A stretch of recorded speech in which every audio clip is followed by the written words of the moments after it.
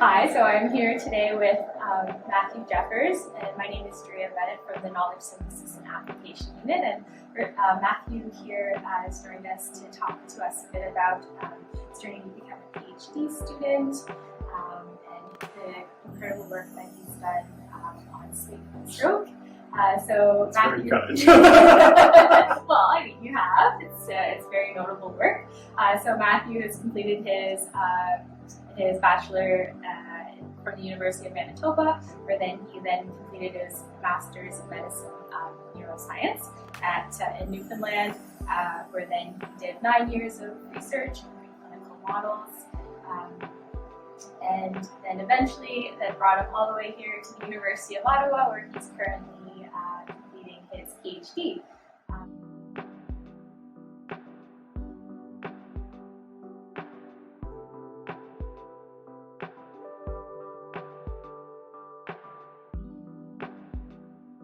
Thanks, Matthew, for joining us today. And so you're completing your PhD here at the University of Ottawa. So can you tell us a little bit about yourself, your journey to pursuing your PhD, and what brought you here to the University of Ottawa? Thanks for the nice introduction. Like you said, I'm from Manitoba, studied psychology at the University of Manitoba, worked in theoretical models of social support, and also in cell biology, looking at the effects of hypoxia and high altitude on the neurons in the brain. But I sort of wanted to do something that I felt more applied with. Those were very theoretical, kind of very far from human health. So I went out to Newfoundland, to Memorial. I studied cell therapies there and how drugs could be used to stimulate stem cells that are already in your body. Felt like that was a bit not applied enough. The drugs we were using cause cancer sometimes. Yes. It was, still going to be a long ways away from an application in human health. So after my master's, I came here to University of Ottawa, worked in cellular and molecular medicine here for 9 years, like you said, doing stroke rehabilitation work in rats. And what we were doing there was really studying different types of new drugs, medical devices, different types of physiotherapy, basically testing and trying to answer different clinical questions that we might have in these animal models to try to decide, should this go into a clinical trial? But the thing for me was, I thought that work was very good. I felt like everything that we were doing, I could definitely see that clinical application, but I always had a lot of questions about, am I doing this the best way? When we're doing these experiments, are we using the right kind of animal models? Are we testing it under the right conditions? Is the outcome we're using relevant to people? And so, over time, I just kind of became more and more obsessed with those questions. How should I be doing this the best way? And that's where epidemiology came in. And, after I worked for the university for a long time, decided I really needed the answer to those questions and got more into the clinical side of things. With epidemiology, learning about clinical trials. How do we choose our outcomes in people? How do we translate knowledge from people into the clinic? And for me, I'm thinking about how do we translate knowledge from animals into people? And so that's sort of how I got to my PhD. And that's the kind of thing that I'm trying to learn about here is, what's our best way of doing this research in people, and how could we apply some of that knowledge to the way that we study animal models to try to decide the best things to do in people. Totally. Extremely relevant, extremely important work, and I think that's a really great question that you pose. How do we transfer preclinical work into what we see and what we practice? And so you noted that you started to do work in sleep and study. So I wanted you to touch a little bit. Can you tell us a little bit about the study that you're conducting, and what's the primary goal? What are the aims or the questions that you're trying to answer there in that study that you've done? Yeah, I recently just had this study published in CMAJ, just came out this week. Congratulations. Yeah, thank you. And it was based on a project that I did for one of my courses in my PhD in Epidemiology Methods and Applications with Dr. Yu Chen, where we were looking at the Canadian Community Health Survey. And going into that class, I was really thinking, I want to get a publication out of this. If I'm going to do this course project, we have real nice data set here, Stats Canada survey. I already had that background working in stroke in animals before, but I had that sort of experience. And so I, wanted to take some of that epidemiology stuff that I've been learning in all my classes, apply it to this area that I'd worked in before, and try to, look at something new and test my skills basically on these new kind of epi methods and everything. So that's how I decided to do this, stroke project, looking at Canadian Community Health Survey. Sleep I have no experience with. I had never done anything in that before. When I was deciding what am I going to do for this project, basically my approach was, I went to my previous boss that I worked with in CMM, who works in stroke neurology, reached out to my supervisors, said, who do you think I should talk to? What should I do? They kind of directed me to people I could collaborate with that do family practice, primary care, stroke physiotherapy. We all got together, looked at what had been done with the Canadian Community Health Survey in stroke, and also looked at the patient priorities for stroke from the James Lind Alliance. And we saw a gap there around, there's this big patient priority around fatigue, but really no one had done much work with the Canadian Community Health Survey and fatigue, because there aren't really fatigue-related questions in it. But that links into sleep, because, disruptions to your sleep can really be related to post-stroke fatigue. And so it seemed like there was maybe a gap there in our knowledge, so we sort of honed in on that as sleep. And so none of us had any experience with sleep. And so again, my supervisors, Dean Ferguson, Manoj Laloo, directed me to a sleep physician here at Ottawa Hospital, Tatiana Kinzerska, and she was happy to come on board and work with us from that sleep side of things, and really, I think taught all of us about sleep. So that's how we wound up on that sleep and stroke question, from really having no experience with sleep before. Wow. So for those that are wanting to do their PhD or looking for a PhD topic, so it really was just a matter of discussing with your instructor from your class and then making those connections to come to your Yeah, exactly. Discussing with people that I'd connected with that were maybe experts, looking at what had been done before, looking at patient priorities, and then trying to sort of cross-reference all these things. And I remember having this, we're having kind of a group meeting, just the stroke people involved in the project, and we were sort of going through what had been done, all these different topics, and this came up of sleep and stroke. And it was like a light bulb went off, everyone's like, oh, that's it. That's the topic. Yeah, people are thinking I don't ever read anything about this.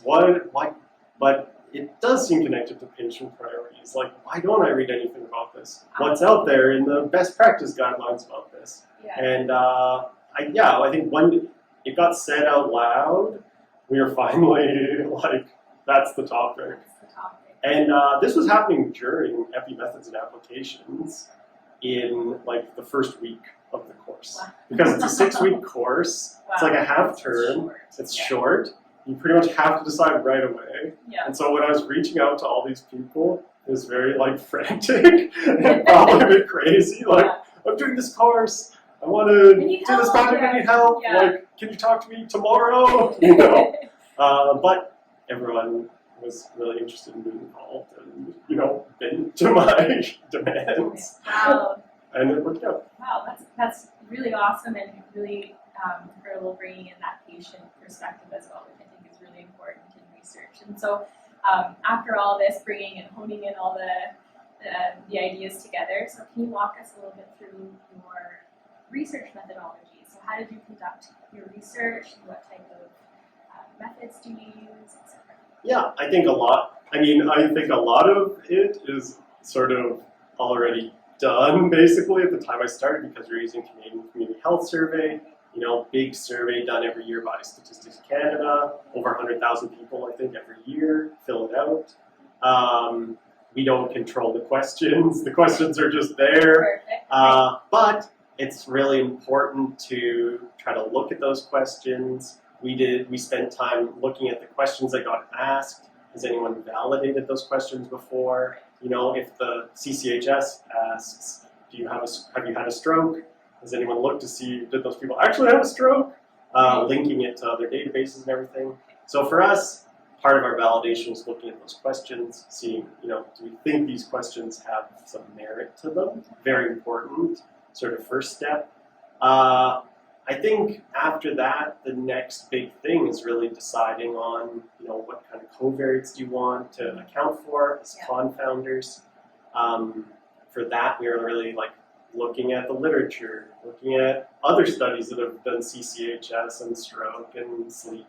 And also, I sort of collected all of these different collaborators that were, physiotherapist, neurologist, family doctor, sleep physician, and really talking to them and saying, I'm not the expert in any of this. Can you tell me what you think are important covariates and things that we should account for? And really, it was like a combination of all those things to come to, the model that we're going to use for doing our analysis. In the end, the statistics are kind of straightforward, right? You're just doing associations, looking at regressions, but how you get to what goes into that model, I think, is the important part, to make sure it's valid, make sure it's reliable. Exactly. And so you conducted a cross-sectional survey is what you conducted. And so in terms of all the covariates that you talked about in the modeling and the statistics and the type of methods that you use, can you talk a little bit about some of the limitations or challenges you encountered? Yeah. A big feature, I'm sure you know, about cross-sectional research is, the temporality of it, the causality, trying to establish causality. Especially I've learned around sleep. There's a lot of problems where a lot of things have a bidirectional relationship with sleep.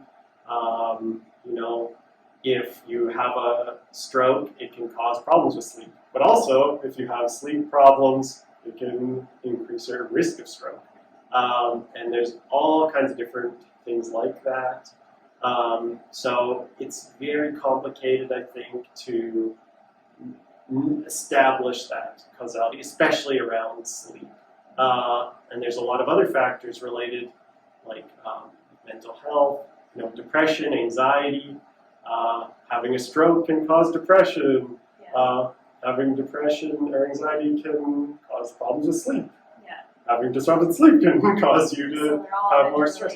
Yeah, so, for us, we knew that this is a problem. So when we're going into sort of analyzing this, we were trying to do different models with, these could be confounders, but they could possibly, if we include them, cause a overestimate or a collider bias in our results where we over control.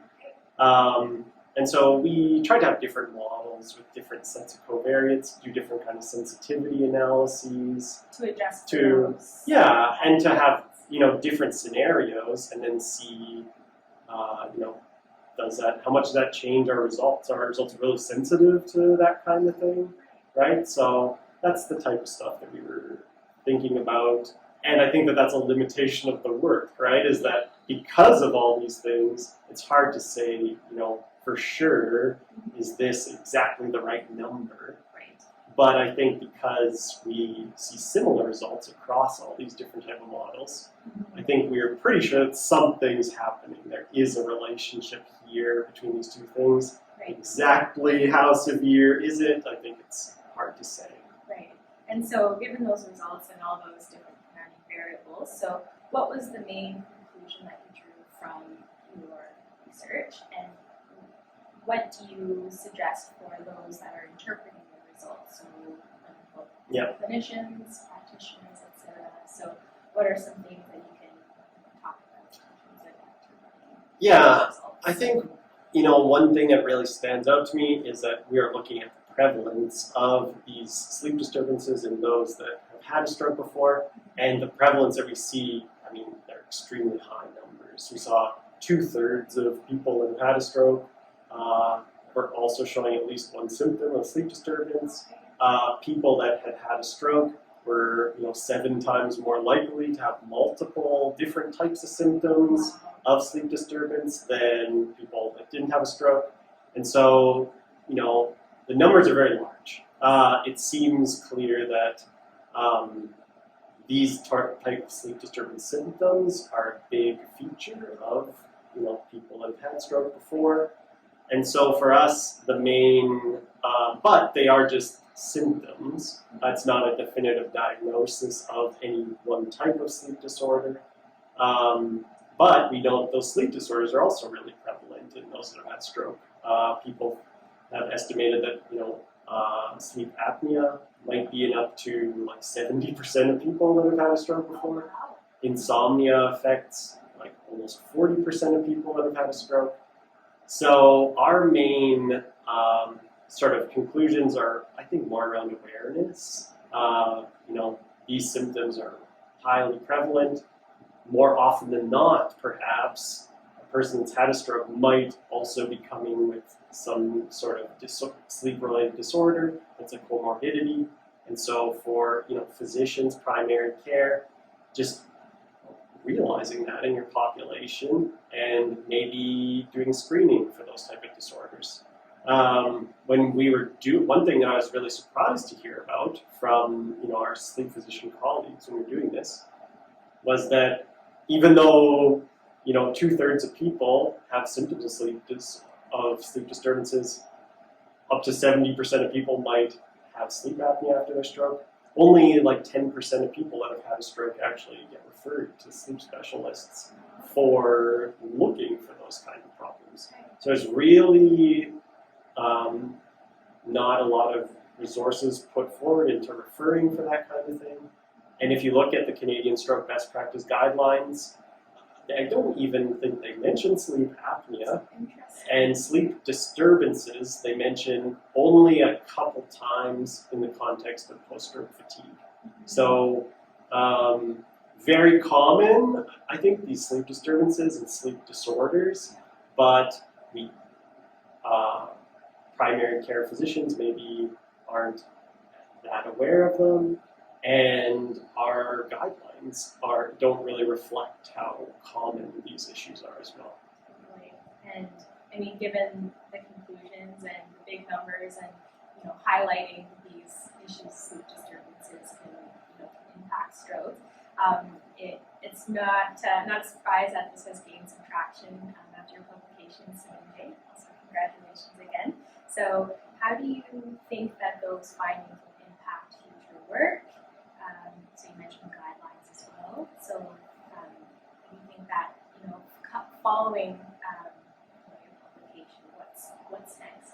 Future research? Yeah, Publications? I know that our colleague Tatiana, who is a sleep physician, she's in this kind of sleep area, really interested in obstructive sleep apnea, and they're going forward trying to get funding to do cohort studies to look at this in sleep labs, right? So then instead of just looking at symptoms like we did in this paper, we could look at a more definitive diagnosis, start studying these kind of questions.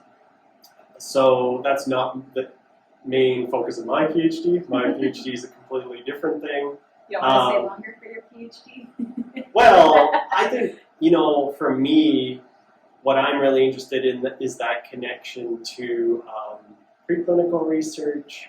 I'm interested in looking at, how are we what's the best kind of design, best way of generating this preclinical evidence?